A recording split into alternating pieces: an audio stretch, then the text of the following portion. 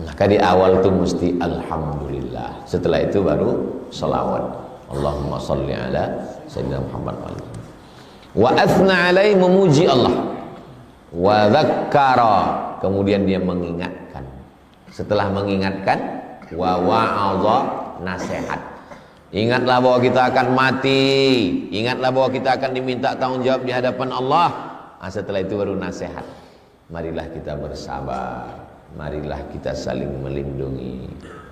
Tsumma qala, kemudian Nabi berkata, ala, ketahuilah, wastausu bin nisa'i khairan, tinggalkanlah nasihat yang baik-baik untuk perempuan. Nanti kalau aku mati, kau tanam kapas. Untuk apa ya? Nanti kapas itu akan tumbuh. Kenapa tak ditanam jengkol? Makruh. Kau tanam kapas. Kapas ini kalau musim panas gugur daunnya untuk mengurangi penguapan. Kalau musim dingin rimbun daunnya. Kapas ini kalau dia udah masak jatuh sendiri, tak perlu kau kait. Setelah jatuh kau kupas, buang bijinya, pukul-pukul. Orang akan berdatangan membeli kapas. Bahasa kampungnya kabu-kabu. Kapuk kata orang Jawa. Kapuk saya ngaji. Kabu-kabu tadi, kapas tadi, pasti nanti dicari orang. Kenapa? Orang mau buat tilam, kasur, bantal, mau tidur di atas kapas, enak. Kalau tidur di atas busa panas. Makanya sekarang orang nyari kapas lagi. Kapuk, enak tidur di kapuk. Nanti kau jual kapas, kapas dipintal menjadi benang, benang ditenun menjadi kain. Orang pasti akan mencari. Supaya kau tak menjual harga diri. Itu pesan Nabi Musa kepada anak perempuan. Anak perempuannya disuruh menjual kapas supaya tidak menjual harga diri. Tinggalkanlah yang baik-baik, nasihat untuk perempuan. Fa innama hunna awanin, karena sesungguhnya perempuan itu adalah awanin, tersandra. Perempuan itu macam tawanan perang. Makanya kalau kalian punya anak perempuan, punya adik perempuan, kasih nasihat yang baik-baik. Indakum, mereka itu macam tawanan perang tersandra di hadapan kalian, wahai laki-laki. Laisa tamlikuna minhunna syai'an, kamu tak punya apa-apa, kamu tak punya kuasa apa-apa terhadap diri mereka. Ghayra dzalik, selain itu. Illa ayatina bi fahishatin mubayyinah, kecuali kalau dia melakukan perbuatan fahisyah. Inna sholata tanha 'anil fahsya wal, ada fahsya, ada mungkar. Dua-duanya mungkar. Kenapa ada fahsya? Fahsya kejahatan seksual, mungkar kejahatan non seksual. Sampai kejahatan pun dibagi dua dalam Islam, satu seksual, satu non seksual. Karena ada orang baik, sopan, membangun masjid, membangun panti asuhan, tapi gatal, pelecehan seksual. Ada pula orang tak gatal, tak ada pelecehan seksual, aman semua, setia sama istrinya, pelitnya minta ampun, koruptor. Kecuali kalau perempuan itu melakukan fahisyah mubayyinah, kejahatan seksual secara nyata, berselingkuh dia, berzina dia. Nauzubillah. Mudah-mudahan kalian dapat istri yang solihah, solihah. Fa in fa'alna, kalau dia melakukan itu, fahjuruhunna fil madaji', pisah tempat tidur. Kalau aku tengok pagi, siang, malam mau WA, video call, apa itu? Kawan SMP ku dulu bang. Oh itulah guna kau reuni kemarin. Kau pisah tempat tidur. Memang itulah yang ku tunggu-tunggu. Biar mudah aku VC sama dia kan. Tak juga mempan. Wadribuhunna, pukullah mereka darban ghaira mubarrih, pukulan yang tak berbekas, jangan sampai patah. Ini tak bisa diamalkan sekarang. Ini kalau diamalkan sekarang, tangkap Kapolsek Tampan Glen. Begitu ditangkap, kenapa kau lakukan? Ini kajian Ustaz Somad pagi tadi. Saya pun masuk juga. Fa in ata'nakum, kalau dia taat kepada kamu, fala tabghu alaihinna sabila, maka jangan cari-cari celah untuk menjelekkan dia. Aku udah bertobat bang, aku tidak lagi, handphone sudah kubuang, nomor dia semua udah, kata dia. Jangan lagi cari-cari. Tapi tak ada laki-laki yang bisa menerima perempuan yang berselingkuh. Banyak udah orang curhat, tak bisa Pak Ustaz. Kebayang-bayang saya buka kepala dinas itu Pak Ustaz. Maka perempuan-perempuan jangan kalian main api. Laki-laki ini tak bisa menerima barang second. Ala inna lakum ala nisaikum haqqan, kamu punya hak terhadap istri-istri kamu. Wali nisaikum alaikum haqqan, dan istrimu juga punya hak terhadap diri kamu.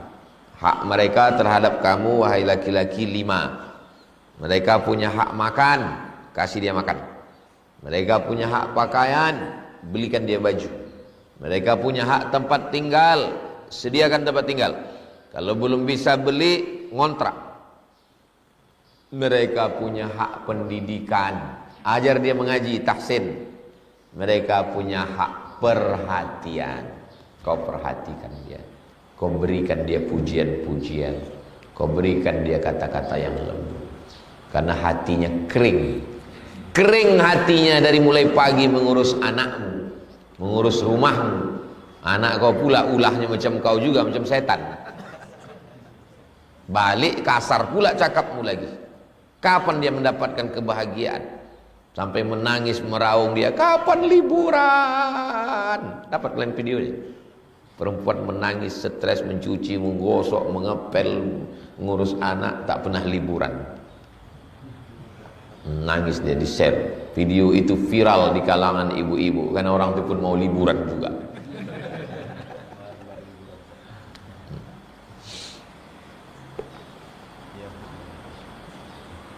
Fahaqqukum alaihinna, hak kamu terhadap perempuan itu alla yuti'na fursyakum man takrahun.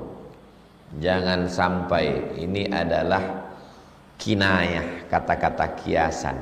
Karena kalau disebutkan dengan bahasa yang lugas tak baik bunyinya. Jangan sampai berdua-duaan dia dengan laki-laki yang tak mahram. Jam 6 pagi dia sudah mandi, bersolek, bersih-bersih, wangi semerbak. Rupanya bukan untuk lakinya, tapi untuk kawan sekantor. Dah abang, katanya jam 6 pagi. Takut macet di jalan. Masuk dia kantor jam 7.30, dari mulai jam 6. 7, 8, 9, 10, 11, 12, 1, 2, 3, 4 dia keluar kantor. Jam 5 dia macet, jam 6 baru dia sampai di rumah. Habis itu mandi, bersih segala macam, jam 8 baru dia bisa duduk. Pas ditanya, makan malam kau dek? Sudah makan dengan teman tadi sebelum pulang, masih kenyang. Dan kata dokter nggak boleh makan malam, nanti gemuk. Akhirnya kau pun makan sendiri. Apalah gunanya kau berbini? Makan siang dia dengan kawannya, makan malam dia tak mau makan, dia bersolek untuk kawan kantornya, tinggal kau punya waktu sama dia 2 jam. Jam 9, jam 10. Itu pun dia nonton Netflix. Habis itu dia pun tertidur. Besok begitu lagi. Apalah gunanya kau jadi laki-laki? Pas giliran kau mau mengangkat suara, kau gajiku lebih besar. Akhirnya senapan angin tak meletus. Laki-laki kehilangan harga diri karena tak ada kuasa, tak ada harta. Kau tinggal menderita. Ini laki-laki yang model begini ini kalau mati tidak kena azab kubur. Kata malaikat, yang ini tak usah kita azab lagi. Udah azab kali dia di dunia ini.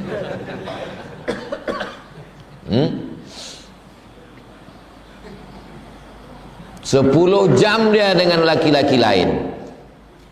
Belum lagi keluar kota. Kau pula yang mengantar dia ke airport. Kau pesankan pula sama kawan dia sekantor, jaga dia ya. Apa kata dia? Saya jaga pak. Dijaganya betul bini kau. La yadkhulul jannata dayyus. Tak masuk surga laki-laki yang tak ada rasa cemburu. Jadi kalian akan punya istri.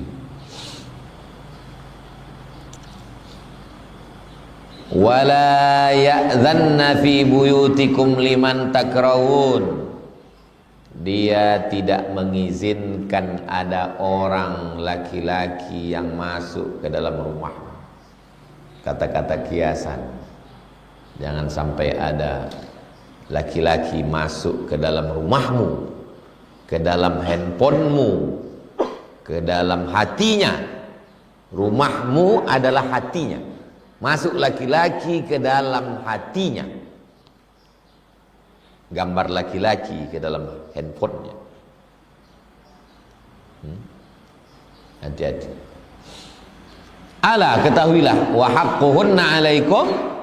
Perempuan itu juga punya hak terhadap kamu. Istrimu juga punya hak. Apa dia? Antuhsinu ilaihinna. Kau buat baik, ihsan, buat baik sama dia. Tentang apa? Fi kiswatihinna, pakaian.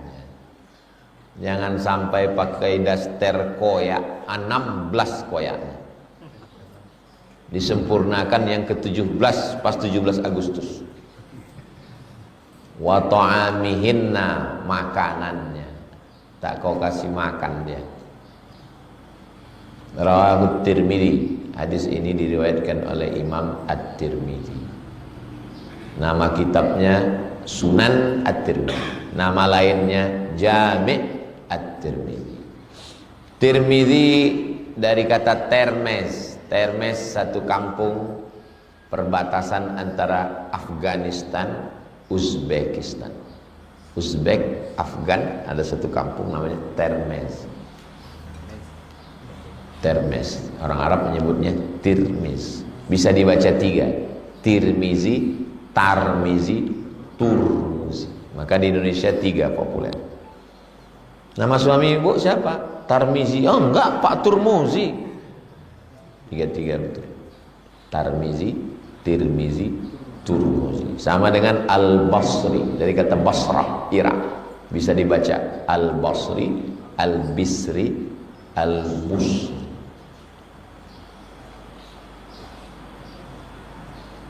Waqala, kata Imam Tirmidzi, haditsun hasanun shahih. Ini hadis hasan shahih. Loh, kok bisa hadis hasan shahih? Hadis hasan dengan hadis sahih kan beda. Kalau ketemu kalimat hasan sahih dari Imam Tirmidzi, istilah ini ada pada Imam Tirmidzi, tak ada imam yang lain, cuman dia yang punya. Sebetulnya di dalam antara hasan dan sahih itu ada kata wa. Hasan wa sahih. Karena ulama ikhtilaf. Menurut ulama ini hadis ini hasan, Menurut ulama ini hadis ini sahih, maka disebut hasan wa sahih. Sebetulnya di balik kata itu ada au artinya atau. Karena satu ulama ikhtilaf tentang periwayat ini. Apakah periwayat ini hasan atau sahih? Maka dikatakan dia hadis hasan atau sahih. Kalau dua ulama menghukumi hadis ini, yang satu mengatakan hasan, yang mengatakan sahih, hasan wa sahih. Kalau seorang periwayat dua ulama ikhtilaf tentang status dia, maka dikatakan hasan au sahih. Sanadnya bersambung, periwayatnya adil, periwayatnya dhabit, tidak bertentangan dengan riwayat lain dan tidak ada illat, hadisnya sahih. Sanadnya bersambung, periwayatnya adil, periwayatnya dhabit, kuat hafalannya, tapi hafalannya 100, pas disuruh ulang cuman dapat 75, hadisnya hasan. Sanadnya bersambung, periwayatnya adil, tapi pas disuruh ulang hafalannya tinggal 50, dhaif. Hasan, sahih, dhaif. Tidak bersambung, periwayatnya kadzab, pembohong, hafalannya kacau, bertentangan, banyak kali illatnya, maudhu, hadis palsu. Sahih, hasan, dhaif, maudhu. Maudhu bukan hadis. Tinggal 3. Sahih, hasan, dhaif. Hasan sama sahih sepakat ulama, dia bisa jadi dalil hukum. Tinggal 1, dhaif. Yang dhaif ikhtilaf. Kalau cukup 5 syarat bisa diamalkan. Bukan dalam masalah akidah, bukan dalam masalah dalil hukum halal haram. Tidak ada periwayatnya yang kadzab, penipu, pendusta, pembohong, masih bernaung di bawah hadis sahih. Dan untuk fadail a'mal, motivasi beramal, boleh walaupun dhaif. Contoh, Allahumma barik lana fima razaqtana wa qina azabannar. Dhaif. Utlubul ilma walau bisin. Dhaif. Tapi Wahabi tidak boleh pakai hadis dhaif sama sekali. Asal dhaif tak pakai. Allahumma barik lana, dhaif. Pakai yang sahih, bismillah. Dia tak pakai dhaif, asalkan dhaif tak pakai. Utlubul ilma walau bisin. Jangan pakai, jangan pakai. Tak perlu kita ke Cina. Kenapa? Karena Cina itu sudah datang ke sini. Kata dia, qauluhu, penjelasan kosakata. Awan, awan artinya asirat, asir artinya tawanan. Jamak dari aniyatin bil ain al muhmalah, dengan huruf ain tak bertitik. Kalau bertitik mu'jamah ghain. Wahyal asirah, perempuan yang ditawan. Wal'ani al-asir. Syabbaha Rasulullah SAW al-mar'ata, perempuan itu diserupakan fi dukhuliha tahta hukmi zauj, perempuan yang jadi istri masuk ke dalam kekuasaan suami, bil asir, seperti tawanan perang. Aku ini tawananmu bang, tapi aku bukan panglima perang, aku tawanan di hatimu. Waktu awal bulan. Wadarbul mubarrih, darb pukulan, mubarrih asyaq, berat, syadid, kuat. Darbun ghairu mubarrih, pukulan yang tidak kuat. Wa qauluhu sallallahu alaihi wasallam, fala tabghu alaihinna sabila, jangan cari-cari jalan. Artinya la tatlubu tariqan, jangan kau cari-cari jalan, tahtajuna bihi, Dengan jalan itu kau jadikan hujah argumentasi alaihinna untuk tu'zunahunna, untuk menyakiti dia. Cari, dapat satu. Ini celah untuk menyakiti dia. Kau berselingkuh ya? Tak ada, aku mana? Ini gambar kau beli kangkung kemarin. Patutlah tukang kangkung tu selalu lewat sini. Mencari-cari. Enggak ada sama tukang kangkung bang, tukang bayam ada kata dia. Wallahu a'lam. Habis. Nanti baru kita lanjutkan 277. Itulah kaji kita subuh.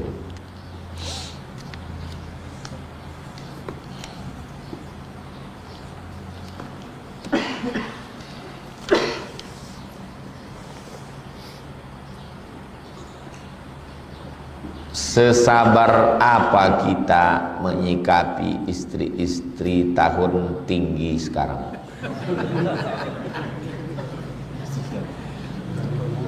Contoh, dilarang bermedsos, dilarang fitness, dilarang toksik.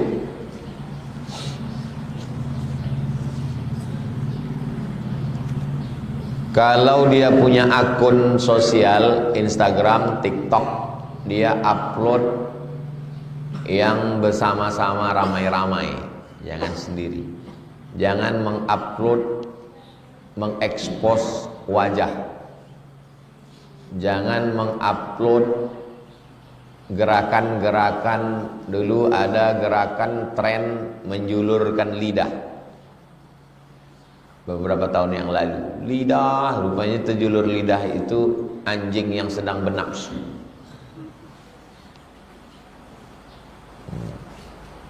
Itulah gunanya ta'aruf. Waktu ta'aruf itu ceritakan yang pahit-pahit. Apakah kau siap nanti tidak bermedsos? Kalau gitu aku tak siap, kata dia. Jangan kalian menangis. Kadang laki-laki ini, kalau dia bilang aku tak siap bermedsos, bunga bukan setangkai, kumbang bukan seekor. Patah tumbuh bilang berganti, hilang satu tumbuh. Gitu. Yang kalian bilang kaulah satu-satunya, matilah kalian. Begitu banyak perempuan. Cari yang solihah.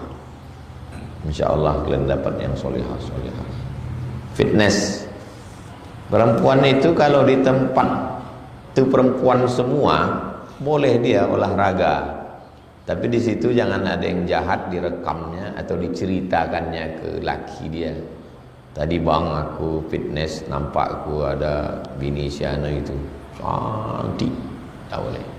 Jadi sesama perempuan pun tak boleh menceritakan sifat-sifat perempuan itu ke laki dia, tak boleh. Makanya perempuan itu ngaji juga. Kalau sama-sama ngaji bisa. Kalian cari perempuan yang takut kepada Allah, yang ngaji. Kalau tidak, susah kalian. 2 kali kerja mencari nafkah lagi, mengurus perempuan lagi, mengurus handphone kalian lagi, mengurus handphone dia lagi. Handphone dia 3 pula, mati kalian. Tak sampai umur kalian 40, 39 mati. Saya punya usaha minuman segar seperti es jeruk. Sedangkan di lokasi berjualan saya tidak semuanya muslim. Bolehkah saya berjualan dari pukul 11 saat bulan puasa Ramadan, Pak Ustadz? Tulis itu, es ini hanya untuk 1 non muslim, 2 musafir, 3 sakit, 4 penghuni neraka jahanam, 5 yang wajib berpuasa, saya tidak tanggung jawab terhadap dosanya. Tulis itu biar tahu. Apakah ketika sholat berjamaah di masjid shaf mengikuti sajadah yang terbentang, sedangkan di ujung sajadah masih ada ruang untuk ditempati sholat? Penuhkan dulu shaf 1 nih. Penuh. sampai habis ke ujung, penuh. Kalau sudah kalian tengok penuh kanan, penuh kiri, kalian buat sop baru di belakang imam. Sini imam, situ sop baru. Baru yang datang berikutnya diisinya ke kanan, sunnah, baru ke kiri, penuh. Jangan masih ada kosong dibuatnya sop baru. Tak boleh. Putus sop. Ini saya alami waktu salat berjamaah di masjid yang tak berdinding. Kalau misalnya ini tak berdinding, mana batas sopnya? Apakah dituruskan sampai ke situ? Atau mengikut sop sampai berhenti? Yang mana yang sebetulnya masjid itu, yang mana masjid itu? Definisi pertama masjid yang atapnya nyambung. Itulah masjid. Selama masih ada atapnya, walaupun sudah habis dindingnya, ada atapnya, berarti masih masjid. Kalau definisi ini dipakai, bahwa semua yang atapnya nyambung berarti masjid, maka semua ustadz-ustadz yang ceramah di An-Nur itu pelaku dosa besar semua. Kenapa? Karena ustadz itu kencing dalam masjid. Ini masjid An-Nur, keluar pintu imam, kan ada WC situ. Masih nyambung tak atapnya? Berarti kencing dalam masjid lah itu. Maka definisi pertama tak bisa pakai. Lalu yang dimaksud dengan masjid itu mana?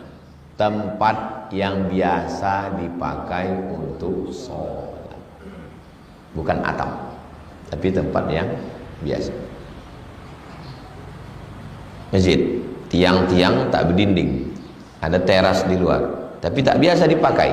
Dia hanya dipakai luar biasa. Kapan luar biasa? Jumat, Idul Fitri, Idul Adha. Bukan yang biasa.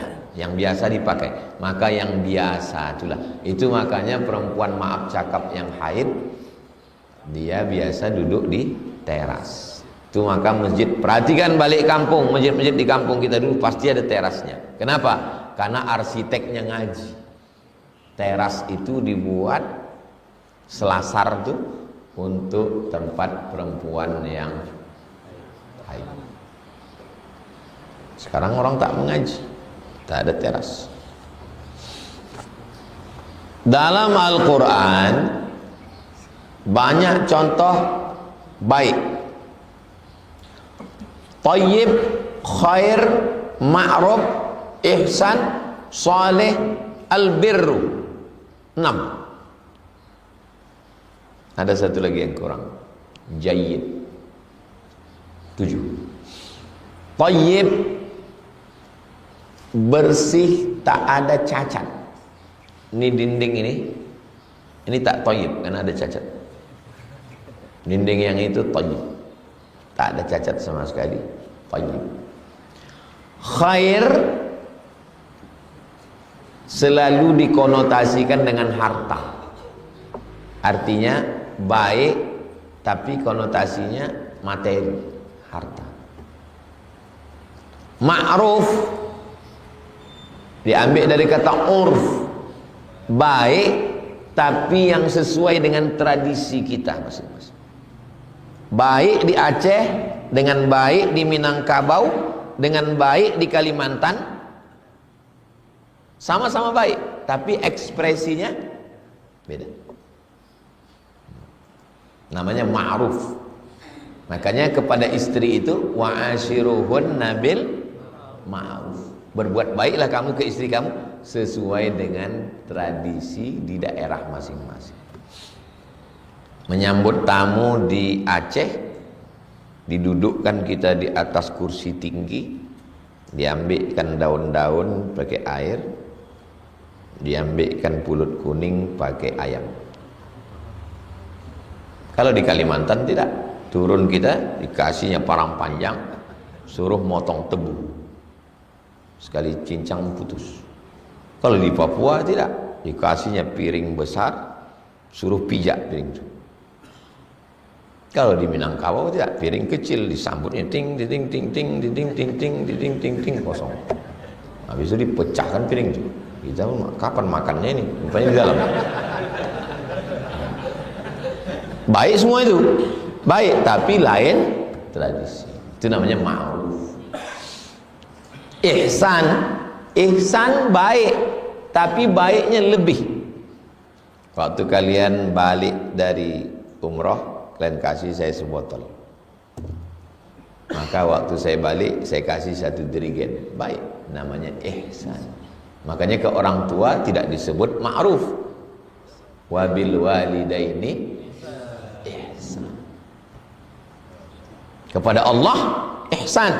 Wa ahsin kama ahsanallahu ilaik. Kita disuruh buat ihsan. Kenapa kepada orang tua itu disebut suruh ihsan? Supaya kita tidak pernah merasa bisa membalas. Bisa kita balas lebih? Tidak bisa. Kalian gendong mak kalian dari sini pergi ke Makkah, tawaf, sa'i, tahallul, belum bisa ihsan. Kenapa? Karena kalau mau ihsan, kalian kandung dia 10 bulan. Karena dia mengandung kalian 9 bulan. 10 hari, kalian kandung dia 9 bulan, 11 hari. Baru ihsan. Artinya apa? Sebaik apapun kalian ke ibu, ayah, belum bisa mengamalkan firman Allah, wabil walidaini ihsan. Saleh. Soleh terkait dengan manfaat. Lawan dari kata soleh, fasid, merusak. Ada orang baik, tapi dia tak mendatangkan manfaat, baik untuk dirinya sendiri. Tidak soleh. Soleh itu bermanfaat untuk lingkungan. Kalau saya buat pondok, tapi tak ada manfaatnya untuk lingkungan sekitar, tidak soleh. Hanya sekedar hasan. Tapi kalau bermanfaat, anak-anak bisa mengaji malam, ibu-ibu bisa ngaji sore, bapak-bapak bisa ngaji subuh.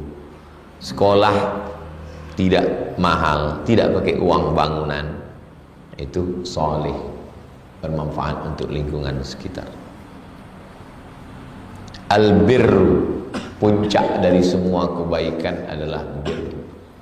Makanya untuk kedua orang tua disebut dengan birrul walidain. Makanya perbuatan kepada Allah disebut laisal birra an tuwallu wujuhakum qibalal masyriqi wal maghrib walakinnal birra man amana billah wal yawmil akhir walakinnal birra man ittaqa. Jadi bahasa Arab adalah bahasa yang sangat kaya dengan kosakata. Ketika kita meninggalkan maksiat karena teringat azab kubur atau siksa, takut akan hal, apakah termasuk takut kepada Allah? Saya Pak Ustadz takut buat dosa. Kenapa? Karena saya takut neraka. Wattaqun narallati waquduhan nasu wal hijarah. Takutlah kamu pada neraka yang bahan bakarnya adalah nas, manusia, maksudnya orang kafir, wal hijarah, batu-batu, maksudnya batu berhala. Kemudian kita takut buat dosa karena takut neraka. Apakah itu bertentangan dengan firman Allah? Tidak. Kan Allah yang nyuruh. Allah yang nyuruh. Kita beramal karena ingin masuk surga. Allah juga yang nyuruh. Wasari'u ila maghfiratin min rabbikum wa jannatin 'arduhas samawati wal ardh. Allah yang nyuruh. Yang tak boleh itu di luar perintah Allah, itu baru tak boleh. Jadi kalau ada orang mengatakan, aku buat surga bukan karena ingin surga, aku buat amal bukan karena ingin surga, dan aku buat jauh dosa bukan karena takut neraka, itu dia sedang berpuisi. Paham? Salahkah orang berpuisi? Ya tidak salah. Kalau memang aku ingin surgamu ya Allah, tutup pintu surgamu itu untukku. Kalau memang aku takut buat dosa karena nerakamu ya Allah, padamkan nerakamu itu, karena aku hanya ingin cintamu. Orangnya sedang berpuisi. Apa pula salahnya? Puisi namanya. Itu puisi dari Rabi'ah Al-Adawiyah. Puisi. Jadi kalau kita takut masuk neraka, tidak syirik. Berarti kau takut neraka karena takut pada neraka, bukan takut sama Allah. Allah yang nyuruh, bodoh. Kan Allah yang nyuruh. Attaqun nar allati waquduha an-nas wal hijara. Takutlah kau kepada neraka. Allah yang nyuruh. Kau kalau mau beramal, ingin masuk surga, berarti kau tak ikhlas, berarti kau masih ingin surga. Allah yang menyuruh, bongak. Wasani yang ila maghfiratin min rabbikum wa jannatin 'ardha. Berarti kau masih pakai Quran, kau masih syariat kau ni. Kami sama guru kami sudah hakikat udah. Terus guru kau tuh habis ngaji itu masih makan lontong. Masih. Kenapa? Lontong itu syariat itu. Kenapa tak makan zikir aja dia? Banyak orang sekarang ini pandai mengolah-olah cakap. Tukang olah, TO, tukang olah.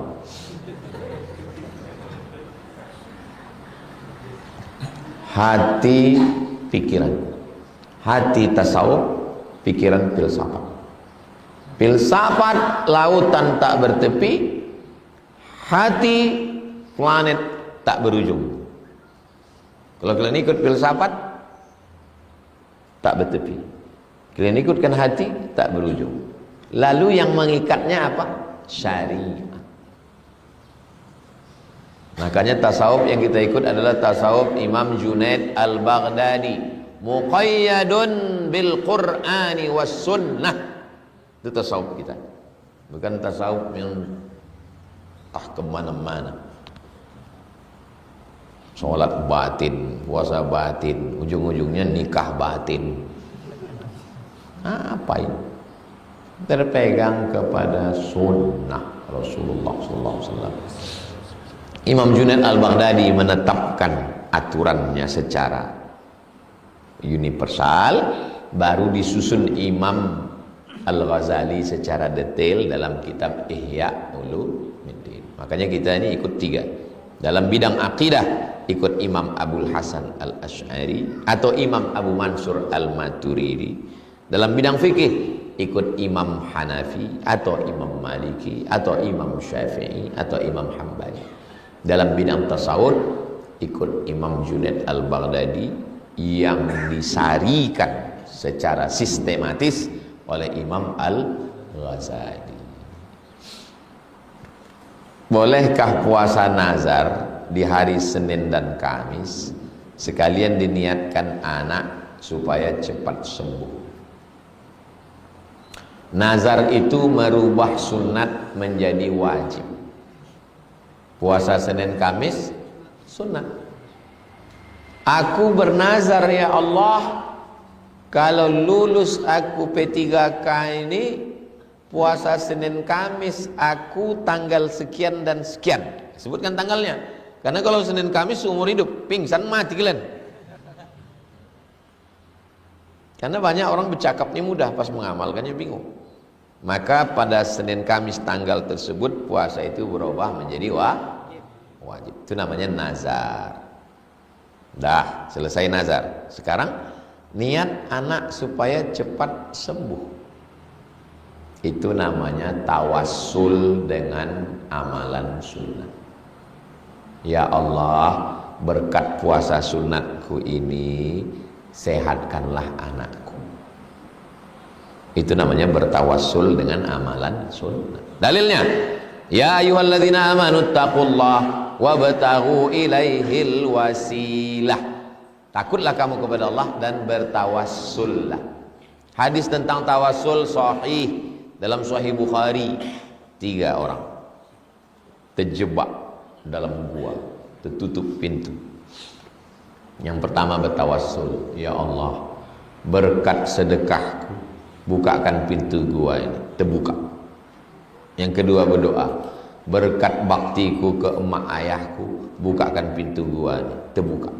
Yang ketiga, berkat aku tak jadi berzina, hampir saja tak jadi karena aku takut kepadamu, bukakan pintu, terbuka.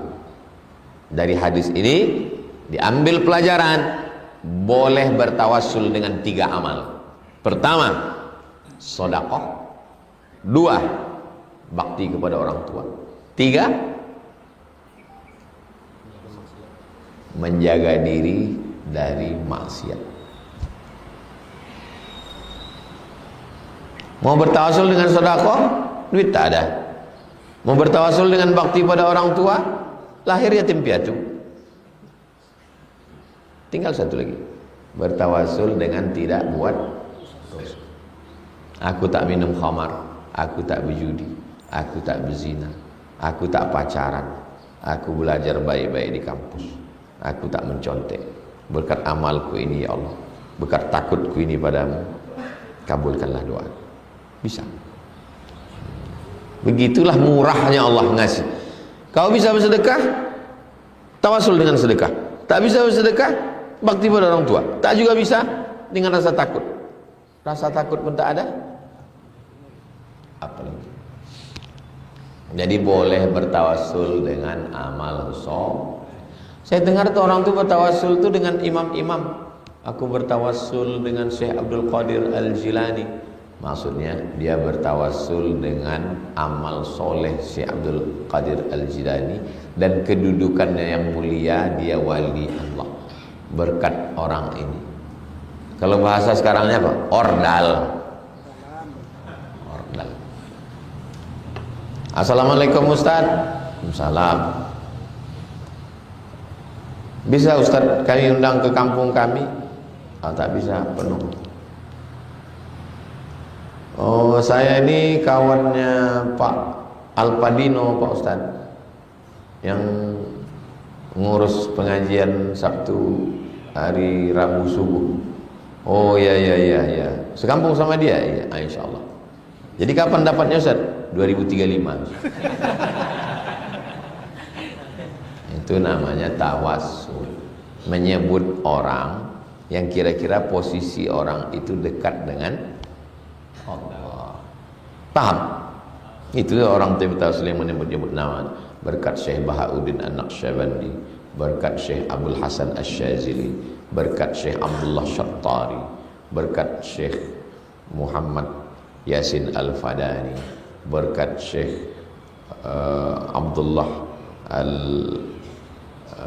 Abdullah bin Siddiq Al-Ghumari. Disebutnya nama-nama guru dia, tertawasul dia dengan orang soleh gitu. Ahlus sunnah boleh, Wahabi tak boleh. Tak boleh bertawasul dengan orang, tak boleh. Syirik. Langsung aja sama Allah. Situ letak beberapa persimpangan perbedaan.